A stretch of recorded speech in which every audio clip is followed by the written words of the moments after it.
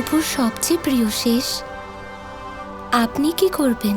এবার শেষ কিছু করবেন না, এবার উনি করাবেন, তাই তো শেষ? হ্যাঁ প্রভু, বহুদিন ধরে আমার মনে একটাই দুঃখ ছিল যে আমি সর্বদা আপনার ছোট ভাই রূপে জন্মগ্রহণ করি, আপনার আদেশ পালন করি, আপনার শাসন সহ্য করি।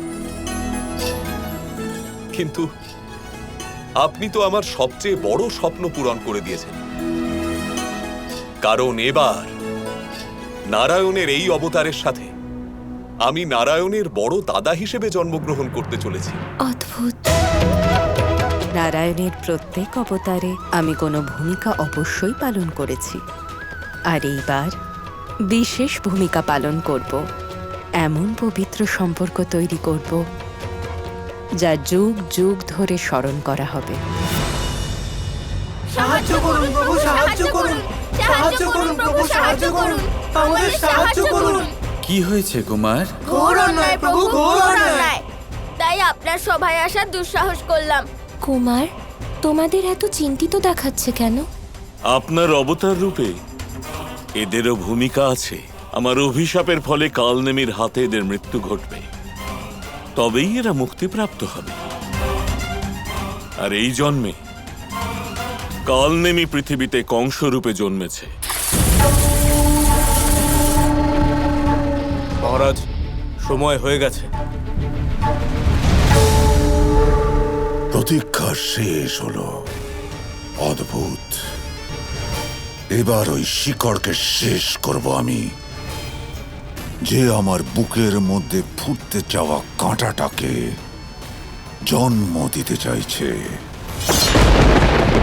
কংস দেবতাদের ভবিষ্যৎবাণী মিথ্যে প্রমাণ করার জন্য মাতা দেবকীকে আজ রাতেই হত্যা করবে বলে ঠিক করেছে।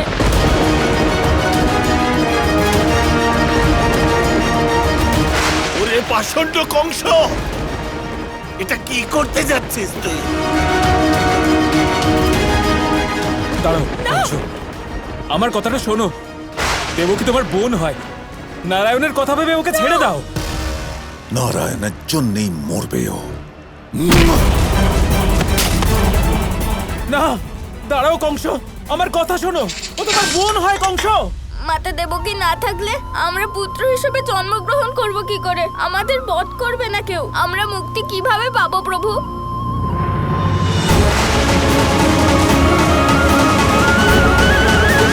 আরে ও তোর বোন হয়, বোন হয় রে।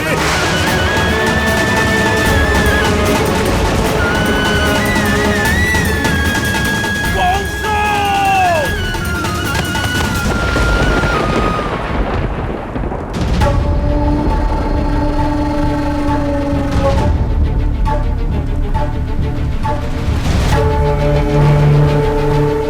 কংস সেই মুহূর্ত আসতেই দেবে না যেখানে ওর বিনাশ আছে। এবার কি হবে প্রভু? এই সমস্যার সমাধান কিভাবে হবে? এখন এই সংসারে একমাত্র একজনই রয়েছেন যে এই সমস্যার সমাধান করতে পারবেন। নারায়ণ, নারায়ণ।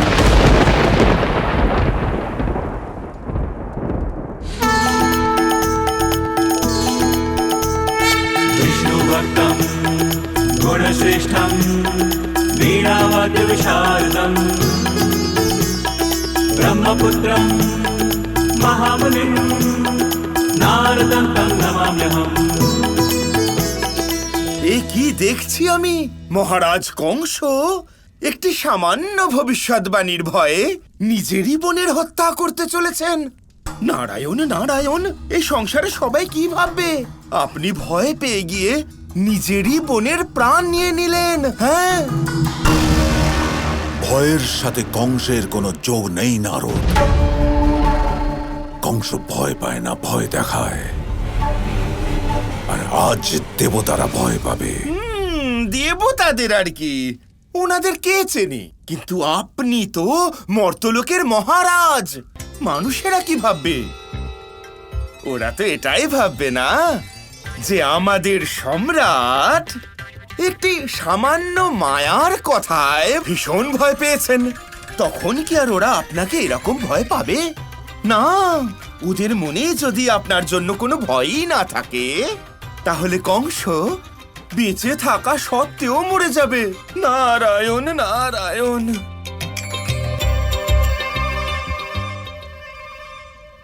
যদি এমনটাই হয় তাহলে আমি প্রমাণ করব কংস কাউকে ভয় পায় না। আমি এখন দেবকীকে বধ করব না।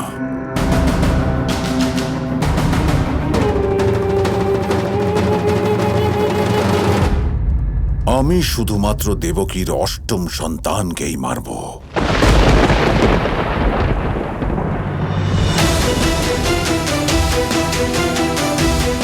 আমি এখানে এলাম 6 জন কুমারকে মুক্ত করার উদ্দেশ্যে, কিন্তু এখানে তো পাশা বিপরীত দিকে ঘুরে গেল।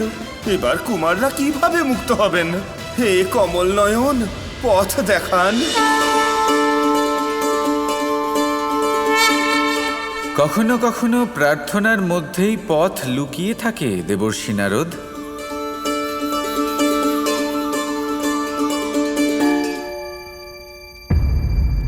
আপনি অষ্টম সন্তানকে বধ করতে চান তো? তাহলে গুণে অষ্টম পাপড়িটা আমাকে দিন। হ্যাঁ,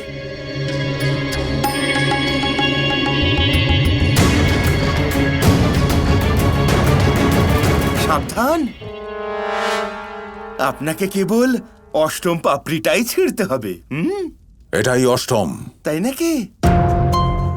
এবার যদি আমি এই পদ্মটাকে অল্প একটু ঘুরিয়ে দিই, এখন অষ্টম পাপড়ি কোথায়?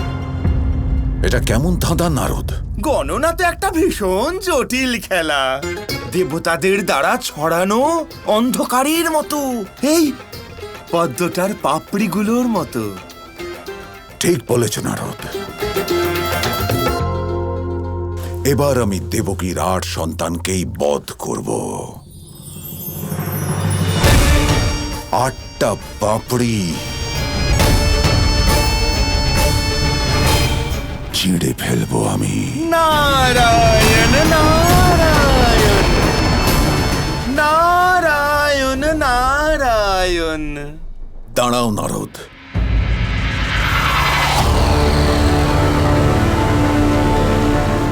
এখানে যখন এসেই পড়েছ, নারায়ণের জন্য একটা সংবাদ নিয়ে যাও।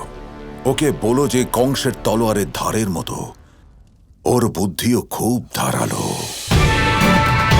যখন তুমি এখানে এসেছিলে তখনই আমি বুঝেছিলাম নারায়ণ তোমাকে আমায় উত্তেজিত করতেই পাঠিয়েছে।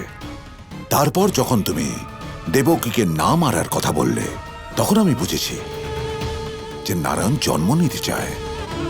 তারপর যখন সব সন্তানকে মারার ধাঁধাটা বললে, তখন স্পষ্ট হয়ে গেল কোনো না কোনো কারণে নারায়ণ চায় যে আমি প্রথমে সব সন্তানদেরই হত্যা করি।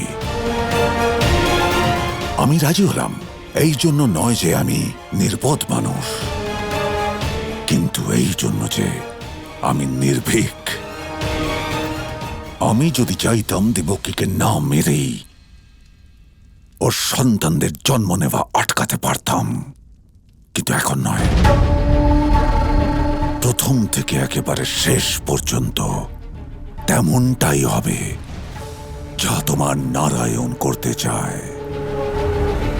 কিন্তু এই গল্পের শেষ কংস লিখবে নারায়ণের সেই অবতারের রক্ত দিয়ে, আর প্রমাণ করবে কংস ভয় পায় না, ভয় দেখায়। প্রতিদ্বন্দ্বী নারায়ণ হলে তবুও কংসর সম্মুখীন হবার জন্য সর্বদা প্রস্তুত। কার্য সফল হয়েছে।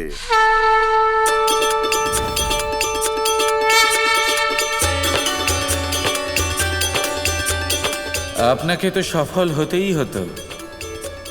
কংসের অহংকার ওকে জাগতে দেয় না, আর আপনি কংসের অহংকারকে ঘুমোতে দেননি। ধন্যবাদ দেবঋষি। প্রচুর দুলাল নন্দলাল